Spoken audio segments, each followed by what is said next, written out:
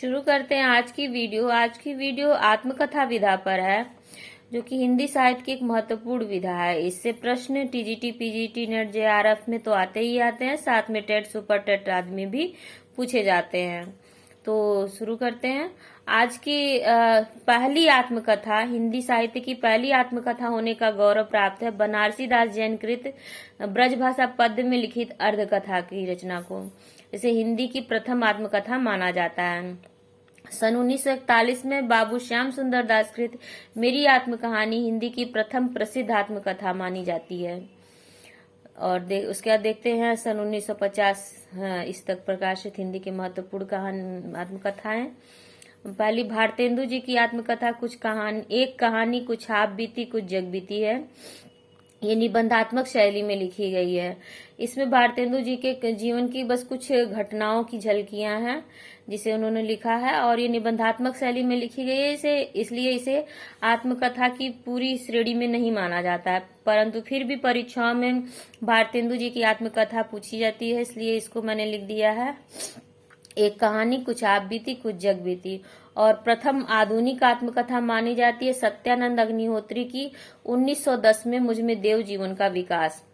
पहली आधुनिक आत्मकथा सत्यानंद अग्निहोत्री की 1910 में मुझ में देव जीवन का विकास। पहली प्रसिद्ध आत्मकथा है बाबू श्याम सुंदर दास कृत मेरी आत्मकहानी। और सबसे पहली आत्मकथा जो रीतिकाल में लिखी गई थी बनारसी दास जैन कृत ब्रजभाषा पद्य में अर्धकथा।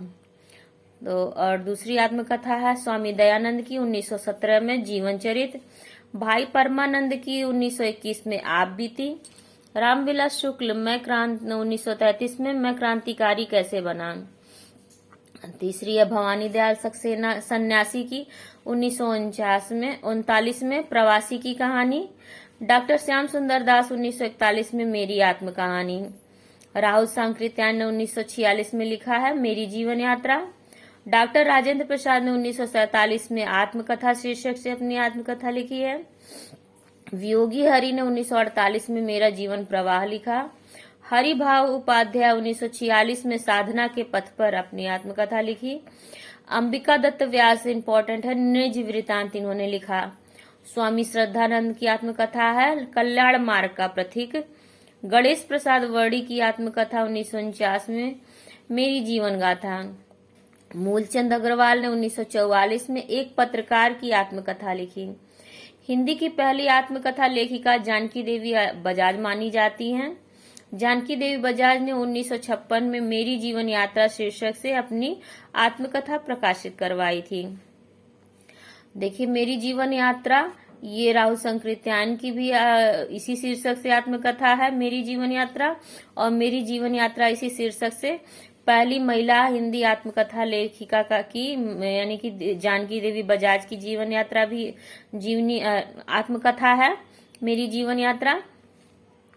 ममता कालिया ने आत्मकथा कितने शहरों में कितनी बार के लिए सन 2012 में का सीता पुरस्कार प्रदान किया गया, इसलिए ये इम्पोर्टेंट है।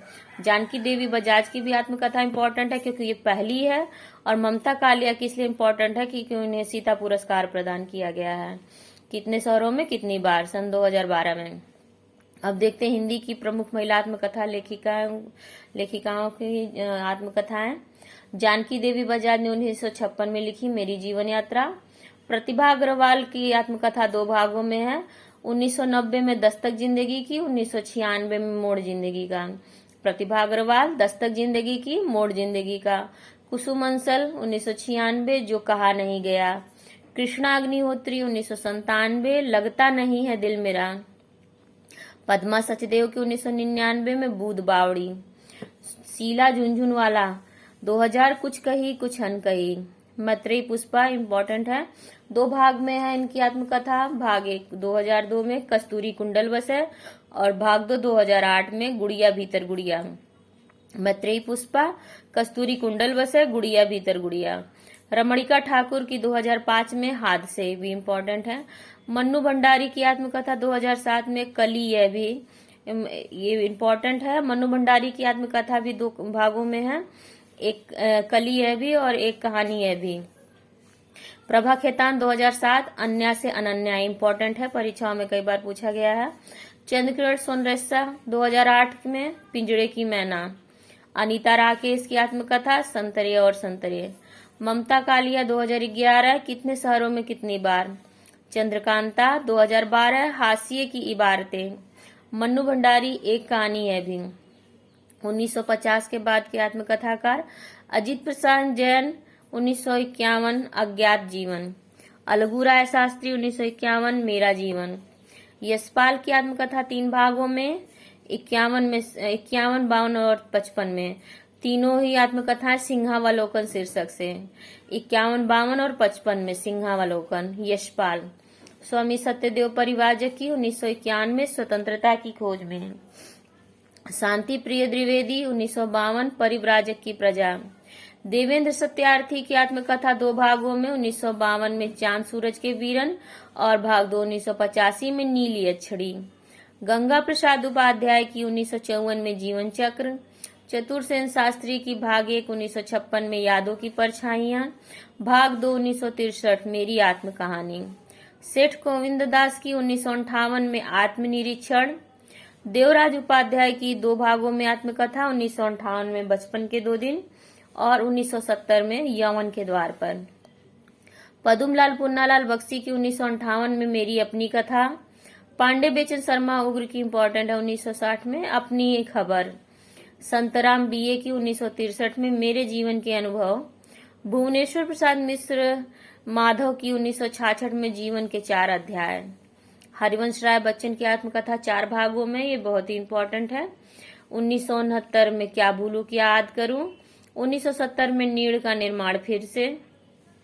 तृतीय भाग 1978 में बसेरे से दूर और 1985 में 10 द्वार से सोपान तक। हरिवंश राय बच्चन क्या भूलूं क्या याद करूं, नीड़ का निर्माण फिर, बसेरे से दूर, 10 द्वार से सोपान तक।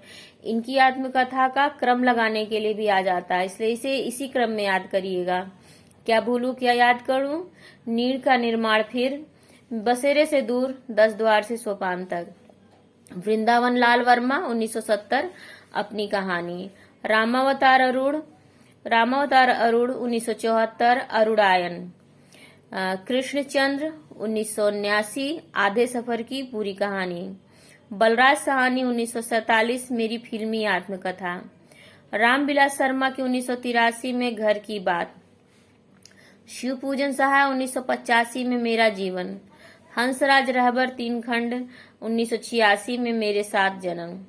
रामदरस मिश्र की आत्मकथा 5 भागों में है, प्रथम 1984 में और अंतिम है 2000 में। इनकी आत्मकथाएं हैं जहां मैं खड़ा हूं, द्वितीय भाग रोशनी की पगडंडियां, तृतीय भाग टूटते बनते दिन, चतुर्थ भाग उत्तर पथ और पंचम भाग फुर्सत के दिन। रामदरस मिश्र जहां मैं खड़ा हूं, रोशनी की पगडंडियां, टूटते बनते दिन, उत्तर पथ, फुर्सत के दिन। कन्हैयालाल मिश्र प्रभाकर 1989 तपती पगडंडियों पर पदयात्रा। फणीश्वर नाथ रेणु 1988 आत्म परिचय। अमृतलाल नागर 1986 टुकड़े टुकड़े दास्तान। डॉक्टर नगेंद्र 1988 अर्धकथा। अर्धकथा नाम से और किसकी आत्मकथा भी आपने पढ़ी थी? सबसे पहली आत्मकथा बनारसी दास जैन की, और सेम शीर्षक से डॉक्टर नगेंद्र ने भी लिखी है अपनी आत्मकथा अर्धकथा 1988 में। यशपाल जैन 1987 मेरी जीवन धारा। गोपाल प्रसाद व्यास 1994 कहो व्यास कैसी कटी। रामविलास शर्मा की 3 भागों में आत्मकथा मुंडेर पर सूरज, द्वितीय भाग देर सबेर, तृतीय भाग आपस की बातें। रामविलास शर्मा मुंडेर पर सूरज, देर सबेर, आपस की बातें। रविंद्र कालिया की 2000 में गालिब छुटी शराब। कमलेश्वर की आत्मकथा 3 भागों में 1992 में जो मैंने जिया, 1997 में यादों का चिराग, 1999 में जलती हुई नदी। कमलेश्वर की आत्मकथा 3 भागों में जो मैंने जिया, यादों का चिराग, जलती हुई नदी। भगवती चरण वर्मा की 2001 में कही न जाए का कहिए। राजेंद्र यादव की आत्मकथा इम्पोर्टेंट है 2001 में, मुड़ मुड़ कर देखता हूँ। अखिलेश की 2001 में और वह जो यथार्थ था। भीष्म साहनी की 2003 में आज के अतीत। अशोक वाजपेयी की 2003 में पाव भर जीरे में ब्रह्मभोज। देखिए ये आत्मकथा है, कोई कहानी नहीं है, आत्मकथा। अशोक वाजपेयी की 2003 में पाव भर जीरे में ब्रह्मभोज। स्वदेश दीपक की आत्मकथा 2003 में मैंने मांडू नहीं देखा। देखिए इसको आप लोग ये ना यात्रा साहित्य ना समझ लीजिएगा, मैंने मांडू नहीं देखा। 2003 में स्वदेश दीपक की आत्मकथा है। रविंद्रनाथ त्यागी 2005 में वसंत से पतझड़ तक। विष्णु प्रभाकर की आत्मकथा 3 भागों में है। 2004 में तीनों भाग प्रकाशित हुए। पंखहीन मुक्त गगन में पंछी उड़ गया। विष्णु प्रभाकर आत्मकथा 3 भागों में, पंखहीन मुक्त गगन में पंछी उड़ गया। कन्हैयालाल नंदन की आत्मकथा 2 भागों में। भाग 1 2007 में एक अंतहीन तलाश, और भाग 2 में 2007 कहां कहां से गुजरा। डॉक्टर देवेश ठाकुर यूं ही जिया। कृष्ण बलदेव वैद्य श्रम अहर रंग, श्रम अहर रंग। नंद चतुर्वेदी अतीत राग। जाबिर हुसैन की आत्मकथा रेत पर खेमा। तोताराम सनाढ़ की आत्मकथा भूतलेन की कथा। सुमित्रा नंदन पंत, ये इम्पोर्टेंट है, 60 वर्ष एक रेखांकन। मिथिलेश्वर की 2011 में कहां तक कहें युगों की बात। अब कुछ इम्पोर्टेंट फैक्ट्स देख लेते हैं। कमलेश्वर ने गर्दिश के दिन शीर्षक से 1980 में हिंदी और अन्य भारतीय भाषाओं के 12 रचनाकारों के आत्मकथाओं का संपादन किया। गर्दिश के दिन शीर्षक से कमलेश्वर ने। राजेंद्र यादव ने अर्चना वर्मा व बलवंत कौर के सहयोग से 20 लेखिकाओं के आत्मकथा का संपादन किया है। देहरी भई विदेश शीर्षक से सन 2005 में। ये इम्पोर्टेंट है, ये पूछा जाता है। देहरी भई विदेश किसकी आत्मकथा है, किसने लिखी है, तो ये राजेंद्र यादव ने लिखी है, और इसमें 20 कथा लेखिकाओं की आत्मकथा का संपादन किया गया है। विष्णुचंद्र शर्मा ने 1984 में इसमें मुक्तिबोध की आत्मकथा लिखी है। सूर्य प्रसाद दीक्षित ने 1970 में निराला की आत्मकथा लिखी। राजकमल चौधरी ने भैरवी तंत्र शीर्षक से आत्मकथा लिखी। रामदरस मिश्र ने अपनी आत्मकथा को समय है सहचर शीर्षक से सन 1991 में प्रकाशित किया। रामदरस मिश्र की आत्मकथा 5 भागों में थी, उन सबों को एक साथ मिला के समय है सहचर शीर्षक से 1991 में प्रकाशित करवाया था। रामविलास शर्मा ने अपने 3 भाग में प्रकाशित आत्मकथा को अपनी धरती अपने लोग शीर्षक से 1996 में प्रकाशित करवाया। रामविलास की आत्मकथा अपनी धरती अपने लोग 1996। अब देखते हैं दलित आत्मकथा का विकास। सन 1995 में प्रकाशित मोहनदास मिश्रा कृत अपने अपने पिंजरे हिंदी की पहली दलित आत्मकथा मानी जाती है। अब देखते हैं, और देखिए दलित आत्मकथाएं तो बहुत ही ज्यादा इम्पोर्टेंट हैं और कई बार परीक्षाओं में पूछी गई हैं, लगभग सारी की सारी इम्पोर्टेंट हैं। मोहनदास नैमिषराय अपने अपने पिंजरे 1995 में 2 भाग। ओम प्रकाश वाल्मीकि की जूठन 1997। कौशल्या बैसंत्री की दोहरा अभिशाप 1999। माता प्रसाद की झोपड़ी से राजभवन, माता प्रसाद की 2021 में पूछी गई थी टीजीटी में। झोपड़ी से राजभवन 2002। सूरजपाल चौहान की 2 भागों में, तिरस्कृत 2002 में और संतप्त 2002 में, दोनों 2002 में ही। सूरजपाल चौहान की तिरस्कृत और संतप्त। शिवराज सिंह बेचैन की आत्मकथा 2 भागों में है। बेवक्त गुजर गया माली 2006 में और मेरा बचपन मेरे कंधे पर 2009 में। रमाशंकर आर्य की घुटन 2005 में। तुलसीराम की मुर्दैया 2010 में प्रथम भाग और मणिकर्णिका 2013 में दूसरा भाग। मुर्दैया 2010 में और मणिकर्णिका 2013 में तुलसीराम की। DR जाटव की मेरा सफर मेरी मंजिल। किशोर शांताबाई काले छोरा कोल्हाटी। रूपनारायण सोनकर की 2 भागों में। नागफनी 2007 में। मेरे जीवन की बाइबिल 2007 में, दोनों 2007 में। रूपनारायण सोनकर नागफनी, मेरे जीवन की बाइबिल। धर्मवीर की मेरी पत्नी और भेड़िया 2009 में। धर्मवीर भारती, ये इम्पोर्टेंट है, मेरी पत्नी और भेड़िया आत्मकथा। सुशीला टकबोरे शिकंजे का दर्द। अन्य भारतीय भाषाओं से कुछ अनुदित दलित आत्मकथाएं निम्नांकित हैं।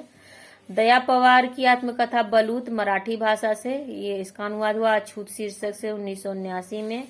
शरण कुमार लिम्बाले की अक्कार मासी मराठी से, अक्कार मासी शीर्षक से ही। लक्ष्मण गायकवाड़ की उतच्चिया मराठी से उचक्का। प्रेम गोरखी की पंजाबी से गैर हाजिर आदमी 1994 में। बेबी काम्बले की मराठी से जीवन हमारा। बेबी हल्दर की आलो अंधारी बांग्ला से आलो अंधारी शीर्षक से ही।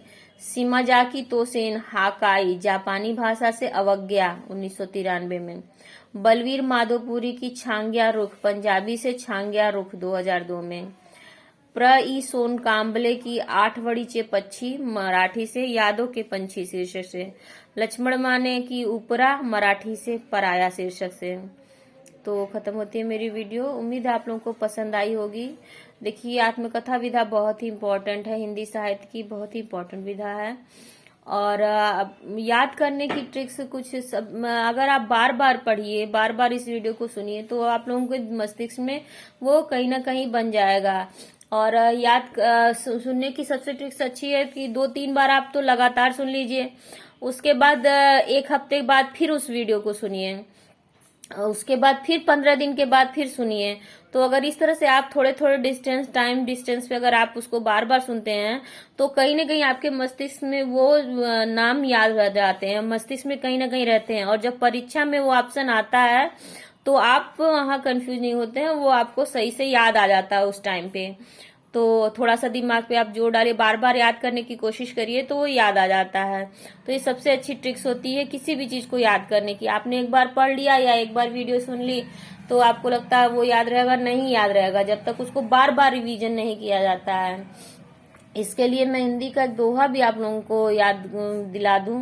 करत करत अभ्यास ते जड़मती हो सुजान, रसरी आवत जात ते सिल पर पड़त निशान। तो जिस तरह से बार बार शिला पे भी निशान पड़ जाते हैं रस्सी के द्वारा, उसी तरह से अगर बार बार आप किसी चीज को पढ़िए तो वो आपको याद होगा ही होगा।